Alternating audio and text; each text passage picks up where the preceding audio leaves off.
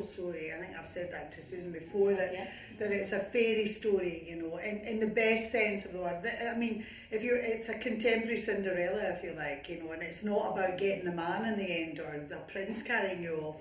It is about realising your own potential. And to all those young girls that are out there who think the only route in life is that you've got to get married and have kids, and nothing wrong with that, but that if you don't look a certain way, if you don't sound a certain way, if you don't live a certain way, you know, I do a lot of that in my stand-up about, you know, if you're not tall, blonde, thin and gorgeous and 16, then, you know, forget it. And our society seems to be a bit obsessed with that. And for me, Susan's story and Susan emerging when she did was all about us ourselves looking and going, we're more than this. We are more than the surface. And what Susan, when she sung, touched everybody's hearts that way. And that's, for me, where the magic of the story is. I mean, anybody could go out and do a Susan Boyle night if they wanted and do Sing Along a Susan or whatever. But this is actually a theatrical representation of her life, and it's interesting. And for me, what was fascinating was Susan's life before Britain's Got Talent. And that when we get to Britain's Got Talent, we then feel we're rooting for the girl that was there. Why does the sun go on shining? Why does the sea rush to shore?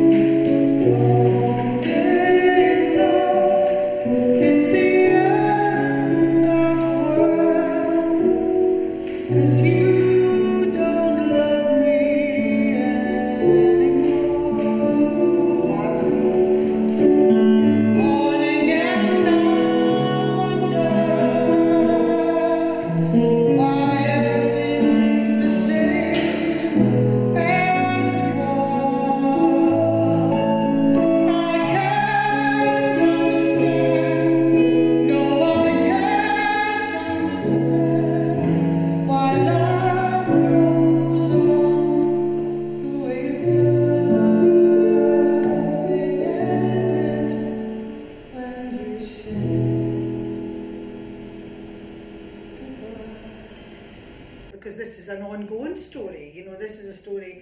It's only just begun. It's only just begun. She's, you know, Susan's going to have an artist. She was very good, Karen Carpenter. I know.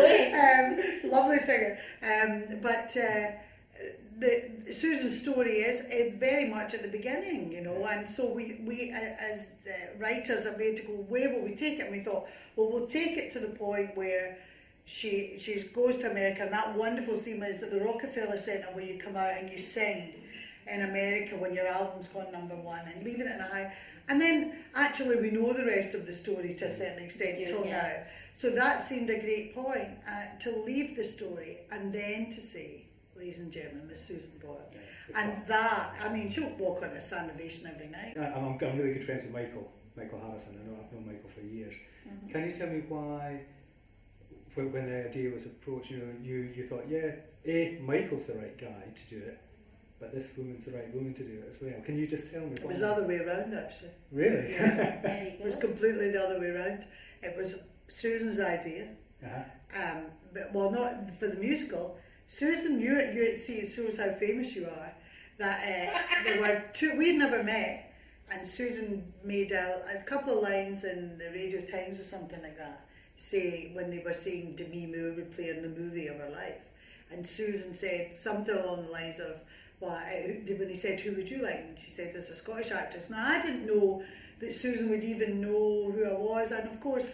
Every Scottish person knows who Elaine is, don't they? No, but I would never think that, or in pantomimes, or on my stand-up, any of those sort of things. So you'd be perfect. Well, she did. So this was Susan's idea, and I went on the phone, because I've worked with Michael Harrison, fabulous man, for many years, and we were laughing because he saw a bit in the press. He went, yes, he said, and I said, oh, it's the movie. I said, I'll never get the movie. They'll cast Michelle Pfeiffer with an Irish accent. It'll not be me.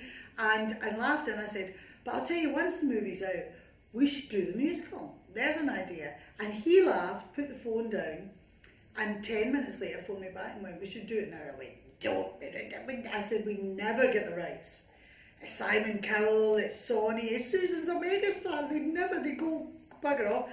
And that's where the story comes in. Michael then pursued it. But it's a strange connection with Michael, because Michael directed me in the Pantos here, produced, and we had co-produced things together, so that's the way it happened. But ironically, when you met Michael, he's a fabulous guy, and the right person to be doing this. Well, the only person to be doing it really, because his expertise, I know will go well. Mm-hmm.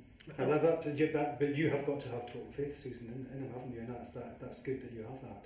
Well, they've got a good reputation. Their reputation lies before them. The first time I saw Susan was her audition on TV, and like the rest of the world, I made up my mind about her based on what I saw. That was a lesson. Never crossed my mind I'd end up as her manager. Well, manager, minder, father figure, cheerer-upper, part-time punchbag, take your pick.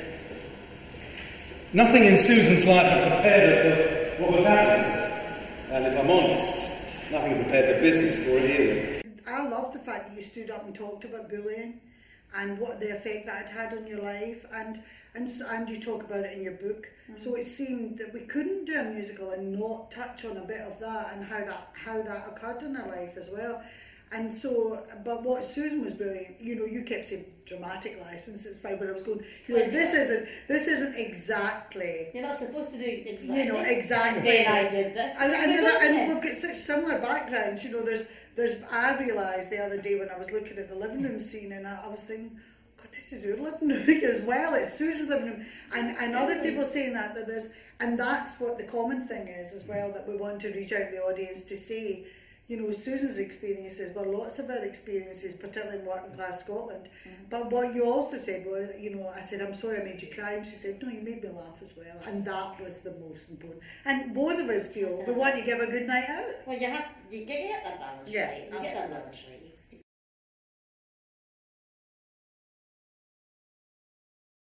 right. One thing I have to say, I think you were very brave and you succeeded to do You Have to Be There from Christina. I think the music from Christina is superb, and that's a big song, isn't it? It was a big song to do, and I hope I made a good job of it. That's all I can say. But I got a lot out of it because it was a belter. Uh-huh. It just builds, doesn't it? I could really let myself go with it. It's very emotive as well, very highly emotive. It's just one of those songs. I think it's one of the best musical songs I've ever written. That's right. And are you? Is what started on the next album yet, or is this taking up the time now to getting all this? Oh well, it's still in the negotiating process. It's still in its infancy. Yeah.